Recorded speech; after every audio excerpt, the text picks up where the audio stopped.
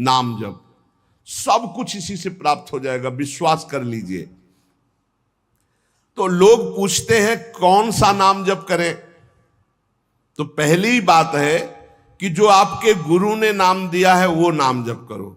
यदि आपने गुरु नहीं बनाया तो जो नाम आपको भगवान का प्रिय हो, गोपाल शास्त्र नाम में 1000 नाम है, विष्णु शास्त्र नाम में 1000 नाम है, राम कृष्ण हरि शिव, जो नाम आपको प्रिय हो नाम जप करो।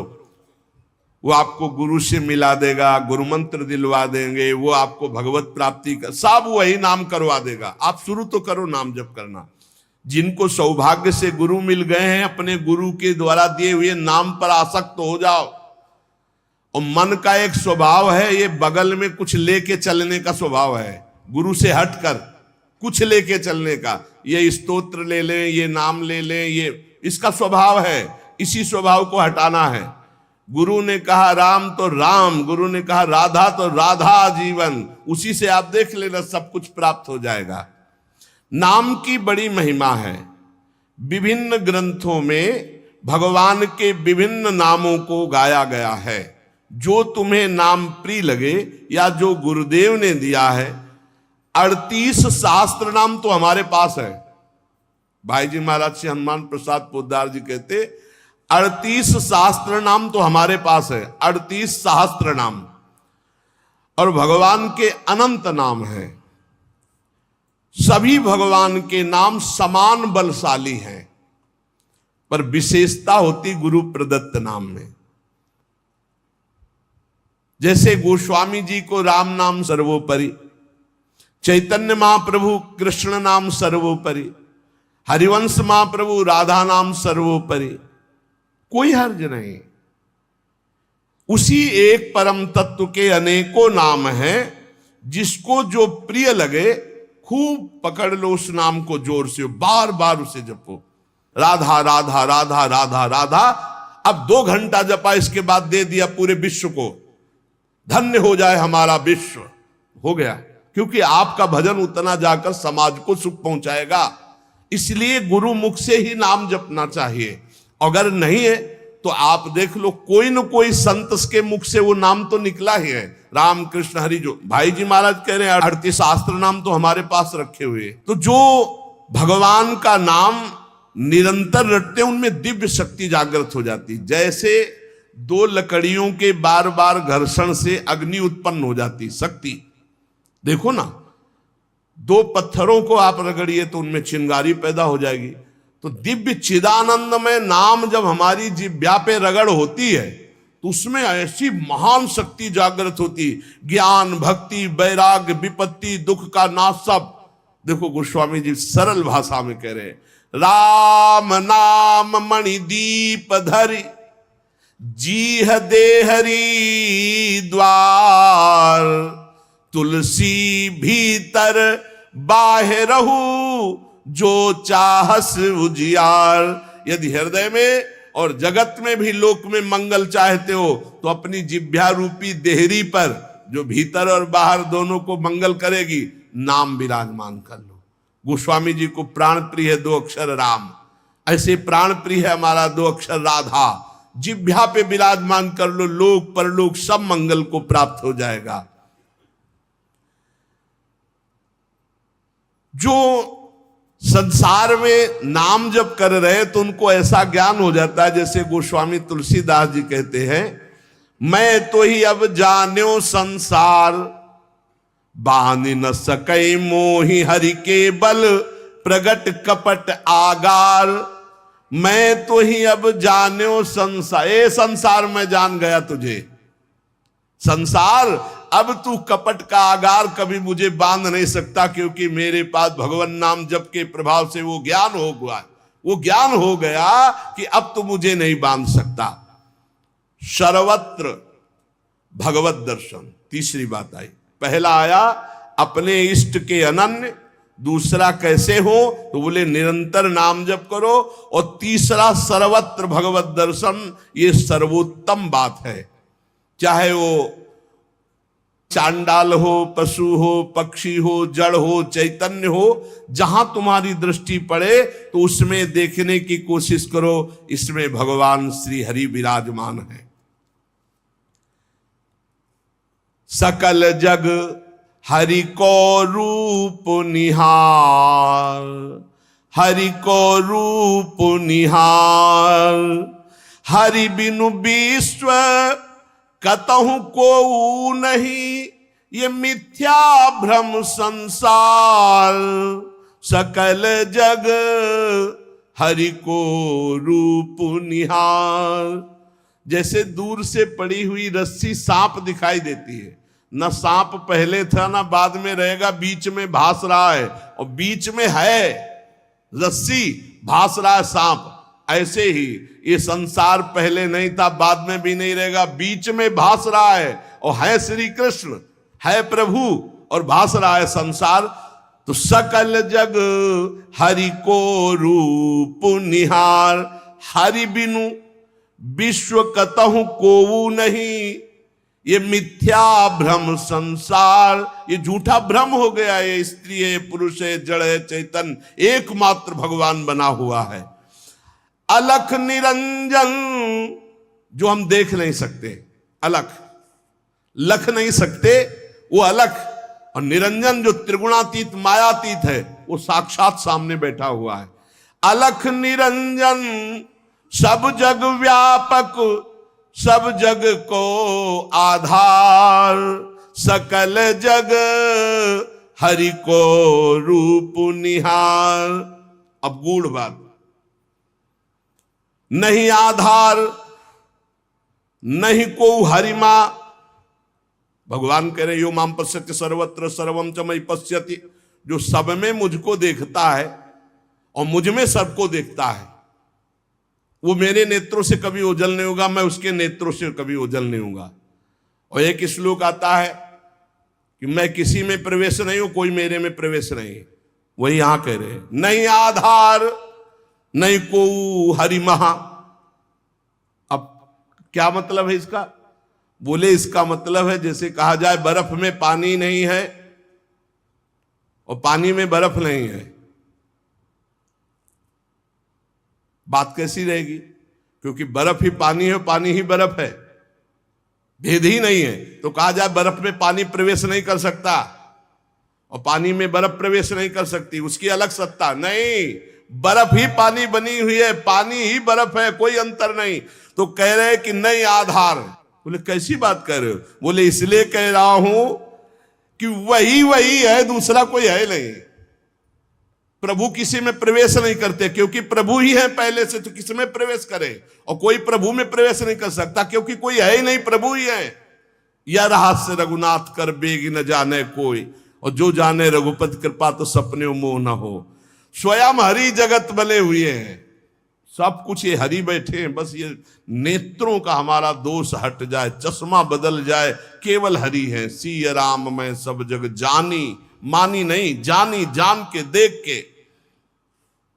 अति समीप अति दूर अनोखे, जग महाजग के पार। अति समीप, भगवान कितने समीप है? आपके समीप इतने कि उनसे ज्यादा कोई समीप नहीं है, बहुत नजदीक है। बहिरंतस्य भूतानाम अचरम चरमेव च सूक्ष्मात् तद्विज्ञेयम दूरस्थम चान्तिके च तत्। इतने नजदीक है कि अपने आप से भी नजदीक हरि है, अपने आप से भी। आप अभी अपने को शरीर मान रहे हैं या मन मान रहे हैं या स्वभाव मान रहे हैं, स्थूल सूक्ष्म कारण तीनों से नजदीक भगवान है।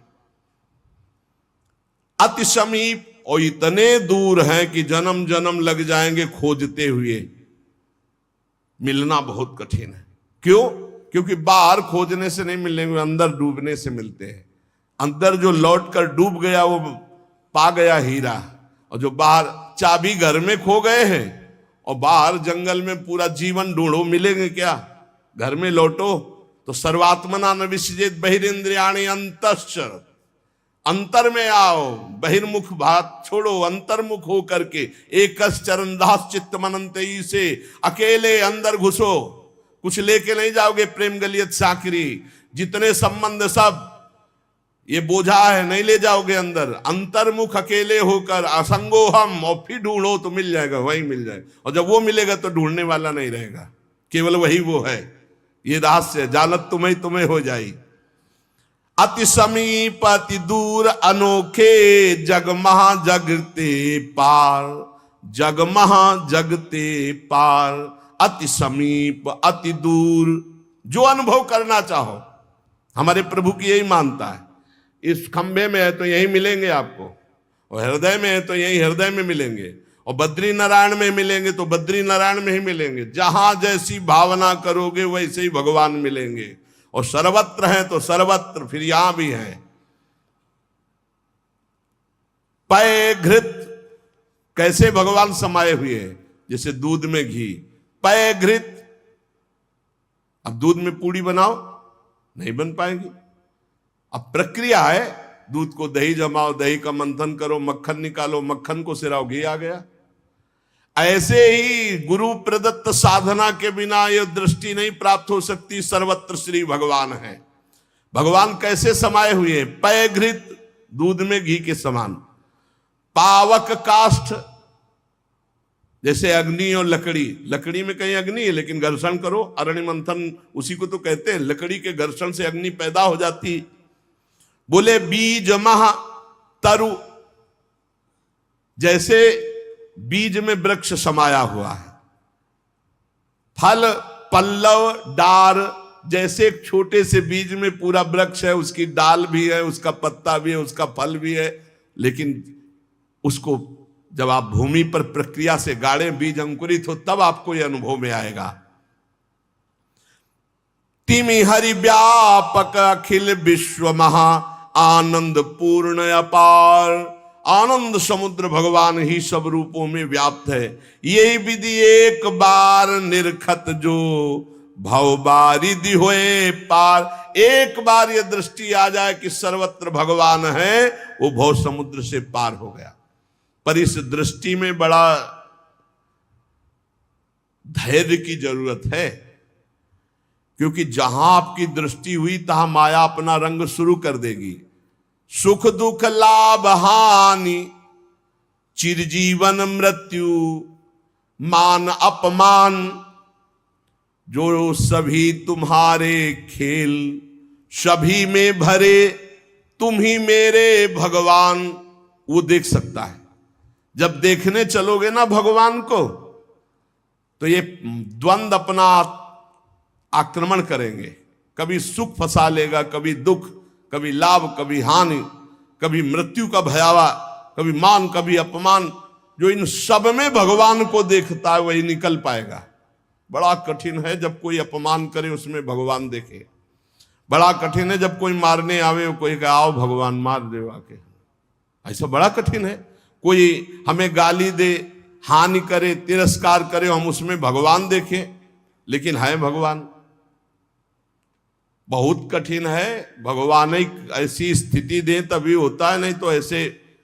अब नामदेव जी ने जब कुत्ते में भगवान को देख लिया, भूत में भगवान को देख लिया, तो एक भगवान से सख्य भाव से बात करने लगे। एक दिन कहा, विठ्ठल भगवान, पांडुरंगा, आपकी कृपा से अब मैं सब में आपको पहचान लेता हूं। भगवान ने कहा सही। बोले आप किसी भी रूप में छुपो, अब हम आपको पहचान लेंगे। भगवान मुस्कुरा दे। बातचीत करते थे भगवान पांडुरंगा जी, विठ्ठल भगवान। थोड़ी देर में विचार आया कि मंदिर में बैठ के भजन करने से बड़ी भीड़ हो रही, लोग आ जा रहे हैं, विक्षेप पड़ता, मंदिर के पीछे चलते हैं। अभी तक विचार नहीं आया था। अब मंदिर के पीछे जाके जो भजन में लगे, कीर्तन में, सो देखा कि 10 बच्चे आ गए, कबड्डी खेलने लगे। यहां बड़ा विक्षेप, चलो नदी किनारे चलते हैं। तो नदी किनारे जाकर कीर्तन करने लगे। अभी कीर्तन शुरू ही हुआ था कि वहां बैलगाड़ी से तंबू कनात उतरने लगी, हो हल्ला शुरू हो गया। तो उनके नजदीक दूर से गए, बोले यहां भजन करने आए थे, यहां भी उपद्रव शुरू किया। तो उसकी पत्नी गड़ासा लेके निकली। बोले हम भोजन की व्यवस्था भगवान ने कर दी है, मिल गया है, काट के अभी हम बनाते हैं, हम सब लोग खाते हैं। नामदेव जी ने कहा यहां तो मरने वाला प्रोग्राम शुरू हो गया, ये कौन लोग है जो हमें काट के खाएंगे। गड़ासा लेके दौड़ी नामदेव जी की तरफ। पति ने कहा तुम चिंता मत करो, दूसरा गड़ासा लेके वो दौड़े। अब वो नामदेव जी ने भजन तो फिर भी हो जाएगा जो जिंदा रहेंगे, और भागे मंदिर की तरफ। और सांस, और जैसे जैसे भागते पीछे से पकड़ पकड़ अब पकड़ा पकड़। जब नगर में प्रवेश किया तो वहां देखा कि कोई ने, फिर मंदिर में गया, कहा हाँ। विठल भगवान ने कहा क्या हो गया? बोले प्रभु बस 5 मिनट अगर हम चूक जाते। भगवान ने कहा क्या हो गया? बोले प्रभु ऐसा ऐसा घटना घटी, पता नहीं किस देश के वो लोग थे कि वो कह रहे थे लाओ काट के खाते हैं, और वो दौड़ पड़ी उनकी पत्नी। फिर वही बोले पहचाने नहीं क्या? बोले प्रभु पहचानना क्या है, वहां इतना बड़ा गड़ासा ले। बोले रुक्मिणी जी वो थी और मैं था, और कौन था? और कोई दूसरा थोड़ी था। बोले अगर मैं छुपना चाहूं तो तुम मुझे पहचान। बोले प्रभु प्रभु सोई जाले जी देव जलाई जाल तुम्हें तुम्हें। भगवान ये कभी अहंकार न कर ले कि मैं बड़ा भगत बन चुका हूं, सब में भगवान देखता हूं। ऐसा रूप लेके आएंगे कि समझ ही नहीं पाओगे। मान अपमान, सुख दुख, निंदा स्तुति, जन्म मृत्यु, इसे समान देखने वाला जीवन मुक्त होता है। देखो ये, इस पर हमें समान होना पड़ेगा। द्वंद्व विमुक्ता, सुख दुख संगई। क्या देखना होगा? सभी मेरे प्रभु के खेल हैं, सभी में प्रभु भरे हुए हैं, और प्रभु का पावन स्पर्श हमें प्राप्त हो रहा है। इससे मिलता मुझे सर्वदा, सब में सुखद तुम्हारा स्पर्श। अता नहीं हो पाते मन में कभी सोच उद्वेग अमर्ष। चाहे जैसी परिस्थिति हो, बहुत आनंद रहता है यदि भगवत भाव में रहोगे।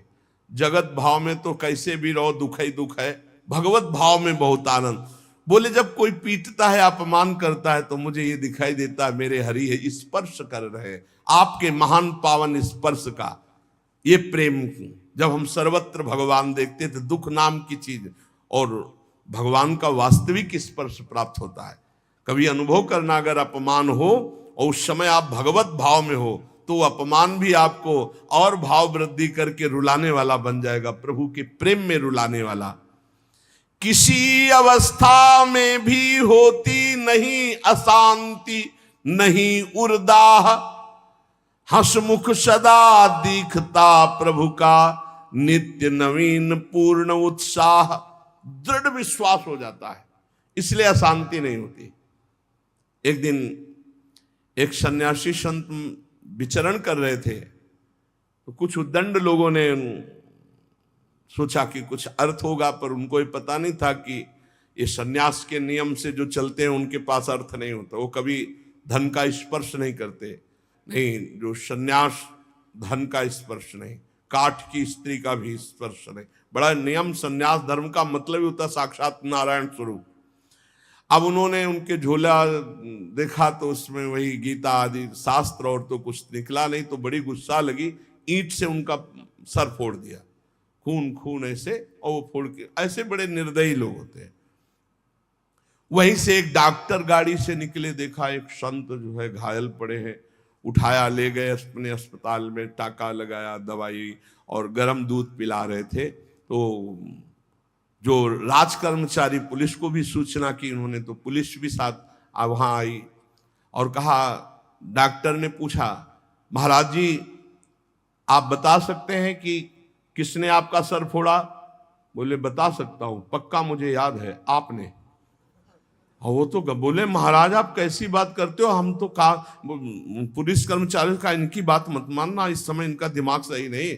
बोले नहीं, मैं बहुत दिमाग सही बोल रहा हूं, तुम्ही ने मारा और तुम ही दूध पिला रहे हो, तुम्हारे सिवा और किसी ने नहीं किया।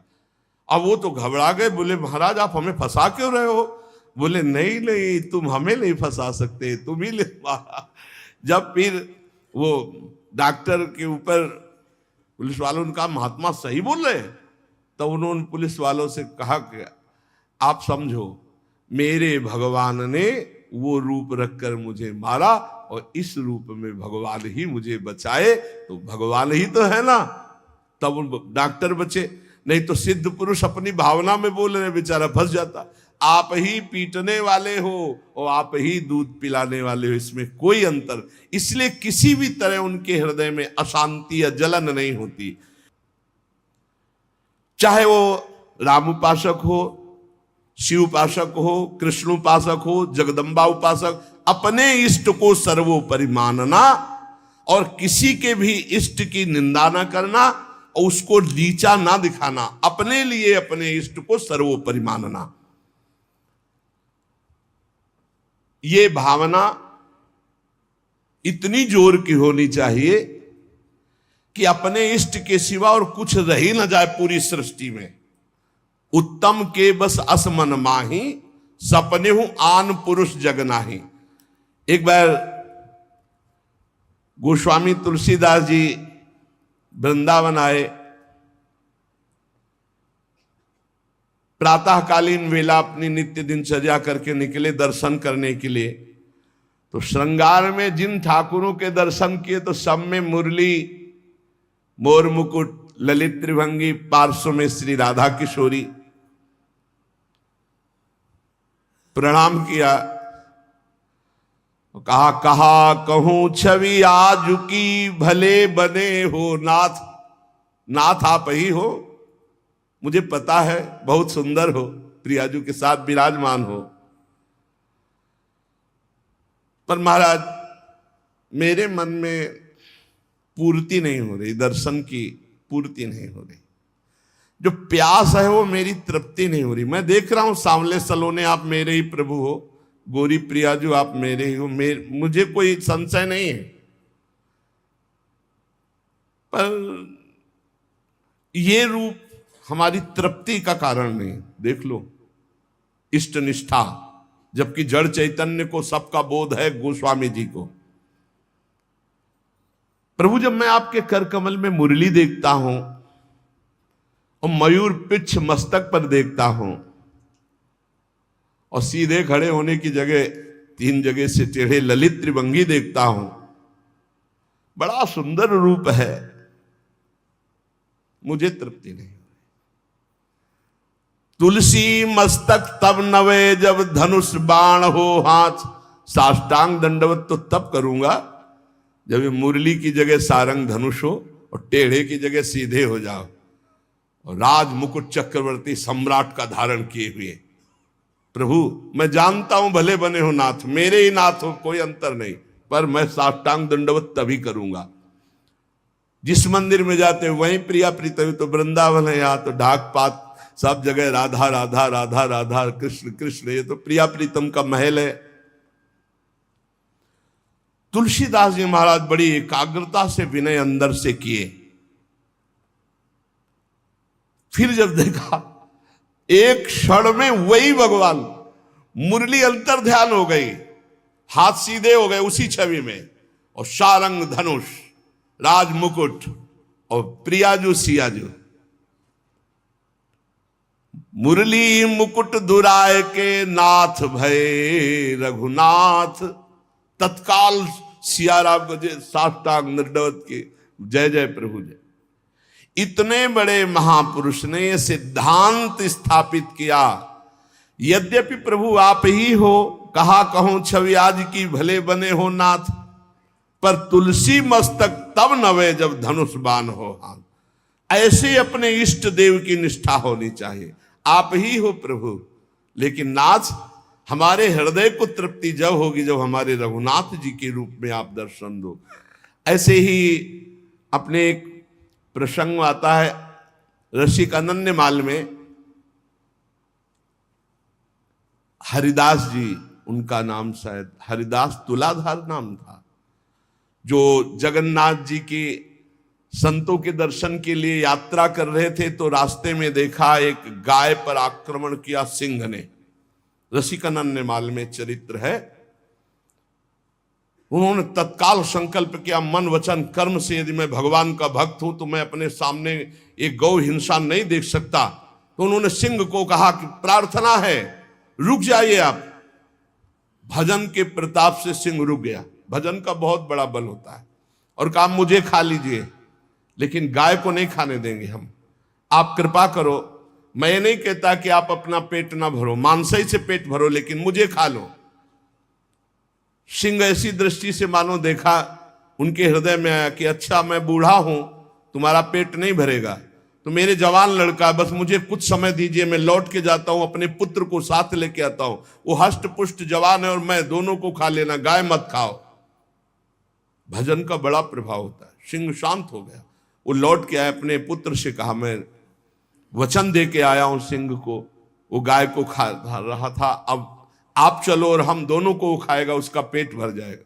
ये देखो, धर्मात्मा पुरुष की संतान, उनका पहली बात तो पिता आज्ञा का पालन होगा, और दूसरी बात गौ रक्षा के लिए हमारे प्राण जाएंगे। आज हमारा जन्म धारण करना सार्थक हो गया, और पिताजी चलो आगे आगे वो चलने लगा। जब वहां पहुंचे, प्रार्थना की, बिल्कुल वैसे सिंह बैठा था, गाय जा चुकी थी, प्रार्थना की मुझे खा लो और मेरे बेटे को खा लो। बड़ी जोर से गुर्राया सिंह, दहाड़ा, आंख मूंद के बैठ गए। थोड़ी देर देखा कि आक्रमण ही नहीं हुआ, तो जब देखा तो शंख चक्र पद्म गदा धारण की हुई भगवान नारायण, तो उनका अच्छा परीक्षा ली जा रही थी। प्रणाम किया और कहा प्रभु आप, और उदास हो गए। तो उनका तुम प्रसन्न होते हुए भी उदास कैसे हो गए? बोले प्रभु मेरे नेत्रों को बान पड़ गई है, निकस कुंज ठाढ़े भये, हरिवंश महाप्रभु के शिष्य थे, निकस कुंज ठाढ़े भये भुजा परस्पर अंश, श्री राधा वल्लभ मुख कमल निरख नयन हरिवंश।